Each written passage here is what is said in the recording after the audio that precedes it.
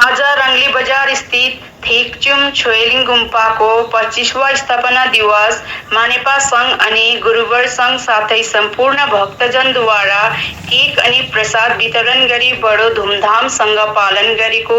जानकारी मानेपा संघको सभानेत्री आरती लामाले दिनुभयो।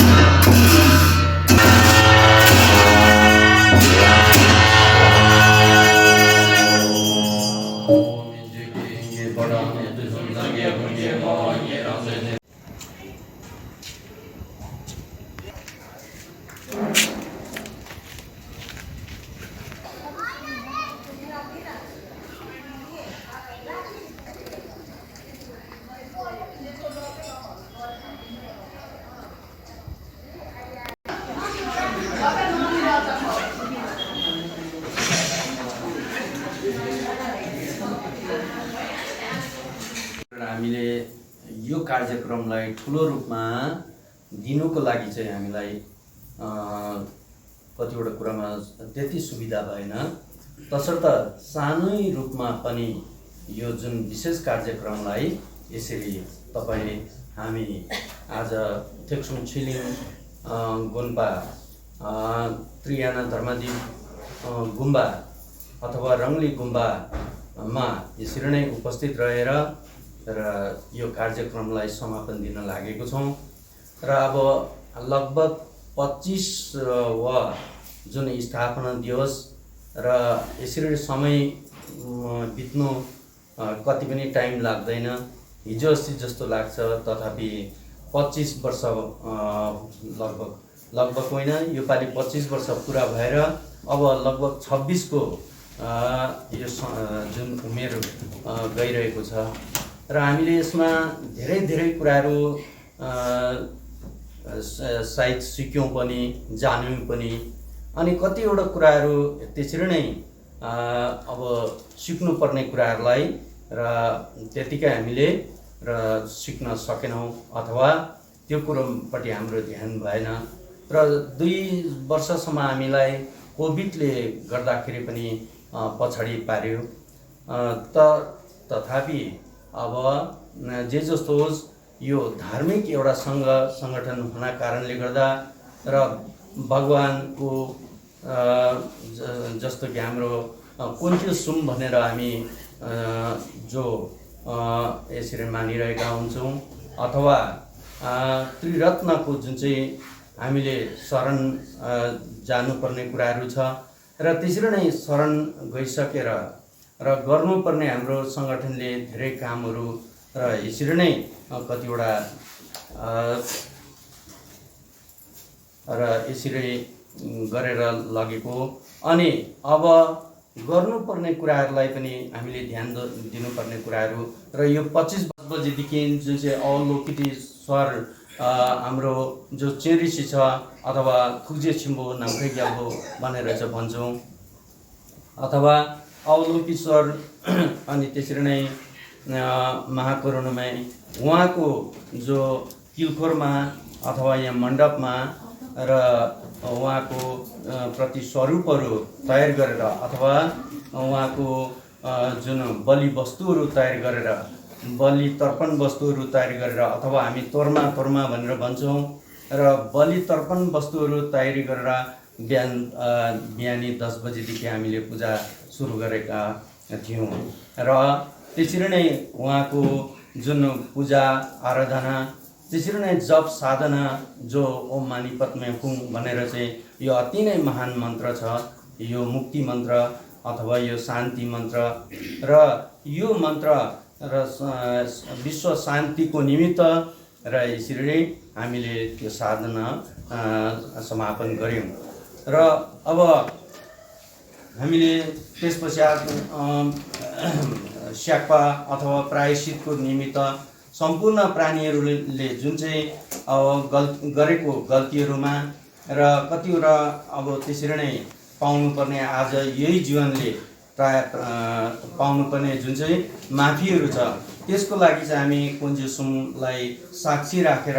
र त्यसरी नै र प्रायश्चितको निमित्त र सबैले ढोक दण्डवत यसरी चढाएर र त्यसरी नै र सम्पूर्ण प्राणीहरूको निमित्त प्रायश्चित पनि गरियो भने त अब त्यसपश्चात हामीले पुण्यको निमित्त छोकहरू, मार्मेहरू र अथवा प्रसादी अर्पण, दीप अर्पण यो सबै पूजादिहरू समाप्त गरिसकेपछि र त्यसरी नै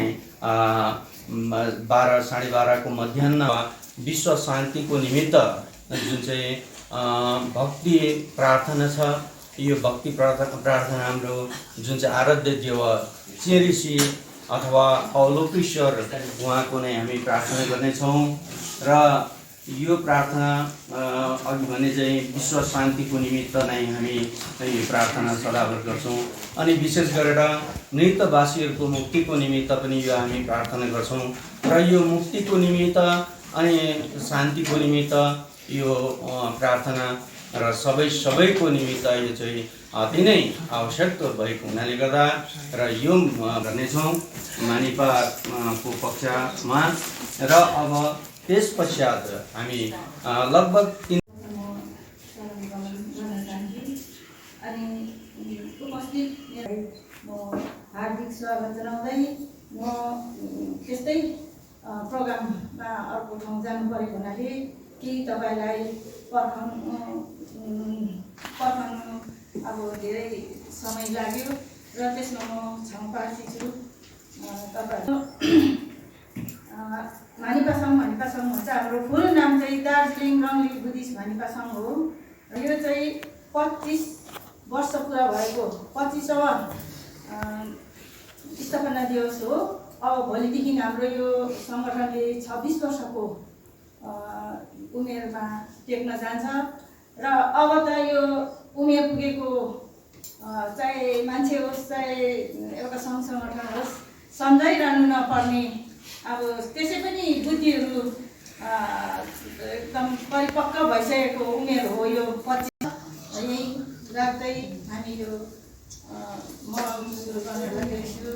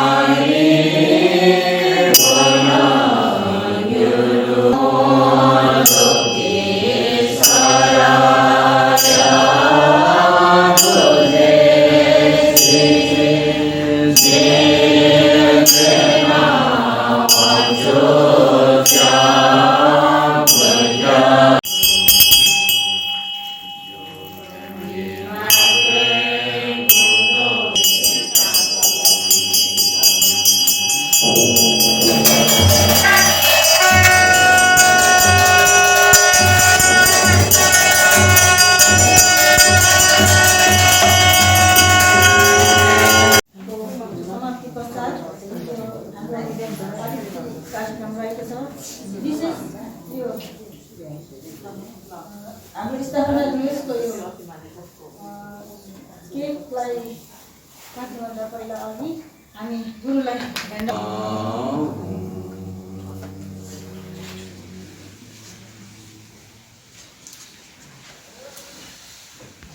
Namo Jodhavadam Chitti Shapadam Chitsuidam Kujitsuva Ikyowa Chitti Dagi Chittapadam Chittagi Jantu Chimo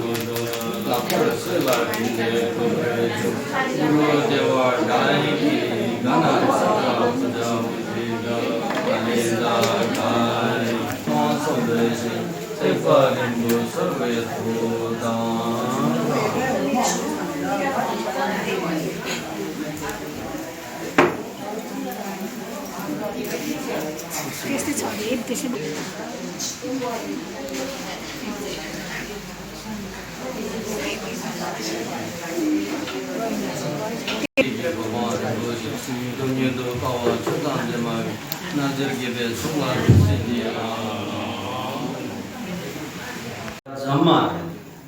सबै गरेर म यहाँ एक-एकजनाको भनिरहँदा हामीसँग समय मिल्दैन